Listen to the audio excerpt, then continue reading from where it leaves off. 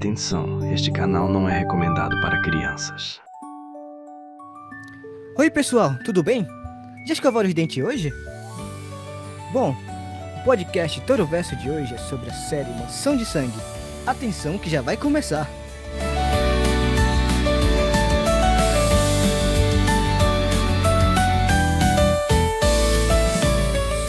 Olá! Hoje a gente vai mergulhar numa narrativa assim bem fascinante, é do canal do Toro, a série Mansão de Sangue. Mansão de Sangue. Opa! Vamos lá. A ideia aqui é a gente desvendar os pontos principais da trama, sabe? Os personagens, os mistérios dessa história que tem uma pegada meio suspense gótico, romance e até sobrenatural. Exatamente. O ponto de partida é uma jovem que está numa situação financeira complicada, o pai doente, essas coisas. Sim. E aí ela aceita um emprego de criada a número 45, numa mansão bem isolada, cheia de segredos. Criada 45, já começa tenso, né? E ela logo descobre que o dono da mansão, o tal mestre, não é flor que se cheire. Não mesmo. Ele é um vampiro, rico, antigo, super exigente e já tem outras 44 criadas lá. E a regra é clara: obediência total e silêncio. Nossa, e ainda tem a governanta, né? Que parece ser uma peça fundamental ali. Fundamental. É ela quem treina a novata, a criada 45, e, assim, ela parece ser a guardiã de todos os segredos da mansão, da família. E a relação dela com o mestre e os irmãos dele é complexa, né? Você disse quase maternal, mas tem mais coisa aí. Tem, muito mais. Descobrimos depois que ela também virou vampira, junto com os 3 irmãos. Isso aconteceu logo depois da morte trágica da mãe deles. Ah, então aquela lealdade toda vem daí, uma promessa. Exato. Uma promessa feita no leito de morte da mãe. Ela jurou cuidar deles. Isso explica muita coisa sobre a dinâmica lá dentro, essa lealdade dela. Falando em família, os irmãos do mestre. Temos o primeiro, que é o mais velho, parece intenso, ressentido, perigoso até. Sim, e o passado amoroso dele tá ligado à morte da mãe, o que adiciona uma camada de tensão enorme entre eles. E tem o caçula. Ele parece mais tranquilo, pelo menos é ele quem solta umas informações importantes, né? Sobre a maldição da família, essa promessa para a governanta. Isso. O caçulo acaba sendo uma fonte de informação crucial para a própria criada 45 entender onde ela se meteu. É aqui que a coisa fica bem interessante mesmo. E a trama vai esquentando, né? Tem aquele ritual de iniciação, onde o mestre prova o sangue da criada 45. E acha especial. Isso já é um sinalizador gigante, né? De que ela não vai ser só mais uma ali dentro. Com certeza. E o mistério do quarto da Porta Vermelha, que depois a gente descobre que era para lições. Meio sinistro isso. Bem sinistro. E ainda tem a criada número 13, que era toda invejosa, manipuladora e some do nada. Desaparecimento bem suspeito. Muita coisa acontecendo lá dentro. E como se não bastasse, ainda aparece gente de fora. O lenhador. Sim, um amigo de infância da criada 45, ele tenta resgatar ela bem no meio do baile de máscaras anual da mansão. Que timing, hein? E no meio disso tudo ainda descobrimos o segredo dos cosméticos do mestre. Que ele usa o próprio sangue. Pois é, sangue de vampiro como ingrediente de beleza, imagina só. Mas o clímax mesmo, a confusão maior, acontece nesse baile. Ah, o confronto entre o mestre e o primeiro.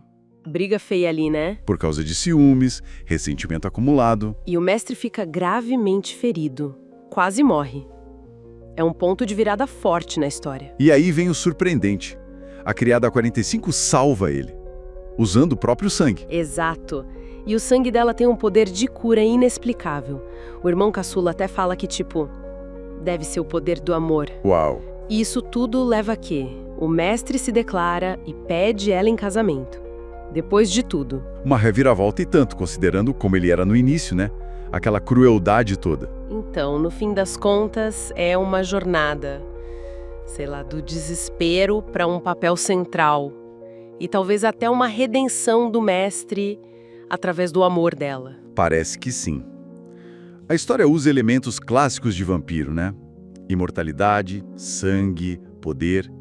para falar de amor proibido, segredos de família, sacrifício. Os detalhes tipo os cosméticos, o quarto vermelho, o juramento, dão uma profundidade interessante. E não podemos esquecer que isso vem de um formato de roleplay, né? Então a interpretação, a voz, os sons, tudo contribui para essa atmosfera gótica, para a intimidade.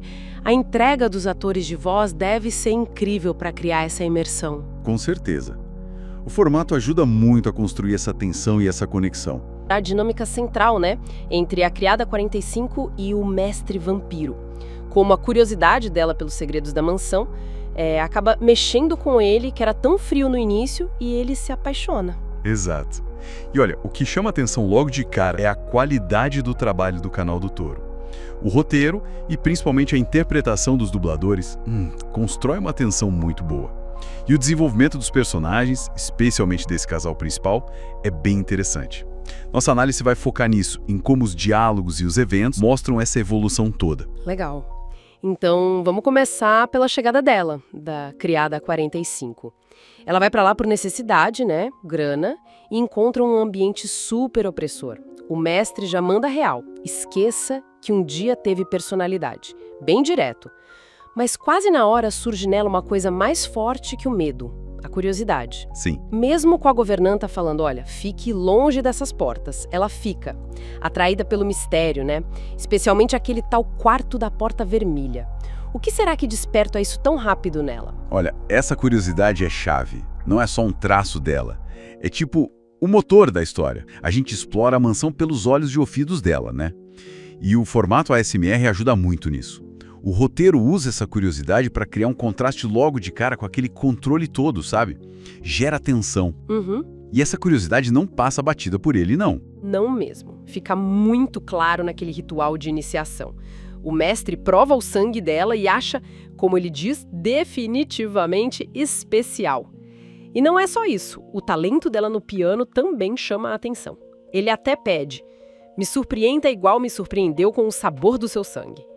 São momentos assim que começam a quebrar aquela fachada de mestre frio, né? E aí a gente entra no conflito interno dele, que é fascinante. Ele pensando coisas como, essa garota, ela está mexendo comigo. E também a dúvida, não posso me envolver com uma humana não depois do que aconteceu. É incrível como a interpretação vocal que a gente deduz dos diálogos nas fontes passa essa luta, sabe? Entre a natureza de vampiro e a vulnerabilidade que está surgindo ali. Total! E esse conflito interno vira externo quando chega o primeiro, o irmão mais velho. O interesse dele pela criada 45 acende o ciúme no mestre na hora. Ele até fala pro irmão, jamais, não invente de falar com a 45, ela é de uso exclusivo meu, direto e reto. Esse triângulo amoroso, que até é um clichê, como ele funciona aqui para deixar a trama mais intensa? Funciona muito bem, viu? Ele eleva a tensão dramaticamente. O roteiro usa essa rivalidade não só para criar aquele drama romântico, mas para cutucar feridas antigas da família. O confronto deles, especialmente lá no baile, conecta o agora com o passado trágico que o primeiro até menciona. Você sabe que a tragédia da nossa família começou justamente por causa do amor. Falando no baile de máscaras, aquela cena da valsa é um momento, né? Tem uma intimidade ali, uma pausa naquela dinâmica de poder. E ele confessa, você mexe comigo de uma forma que eu não sei explicar. Parece um ponto de virada importante, um pouco antes da confusão toda explodir. Com certeza. O baile é o catalisador. É onde a tensão que foi acumulando transborda. A dança é íntima, sim, mas logo depois vem o confronto entre os irmãos, que é bem violento e muito motivado pela disputa pela criada 45. É ali que os sentimentos que o mestre reprimia ficam claros para todo mundo. E para ele mesmo, forçando a crise. E essa crise chega no auge com o mestre gravemente ferido pelo irmão. Aí, num ato de desafio, de sacrifício, a criada 45 oferece o próprio sangue para salvar ele. É um momento que inverte tudo, né? A dinâmica inicial vai pro espaço ali. É um ponto de inflexão total. Como a governanta fala, esse querido é o poder mais forte que tem. Esse é o amor. Esse ato de entrega dela desarma o mestre completamente. Não é mais sobre controle ou ser vampiro. É sobre conexão, sobre sacrifício mútuo. É o que permite que ele finalmente supere o passado e aceite o que sente. E tudo isso leva à proposta de casamento. É um reconhecimento final dessa mudança toda. Ele não vê mais ela como uma serva, mas como igual, como aquela que me devolveu a vida. A frase "aceite se casar comigo" fecha esse arco de um jeito bem poderoso. Exatamente. A jornada deles vai da dominação e do medo para vulnerabilidade, sacrifício e, finalmente, amor recíproco. O belo trabalho do Canal do Touro em construir essa narrativa, sabe? O roteiro parece muito bem amarrado e as interpretações vocais dão uma profundidade emocional enorme para essa transformação complexa dos personagens. É um trabalho notável. Fica, então, uma coisa pra gente pensar, né? Como que Mansão de Sangue usa esse cenário sombrio, essas regras do sobrenatural, não só para contar uma história de amor, mas para talvez sugerir que a conexão, o afeto, podem ter um poder redentor, um poder capaz de desafiar e transformar até mesmo naturezas que a gente achava que eram imutáveis.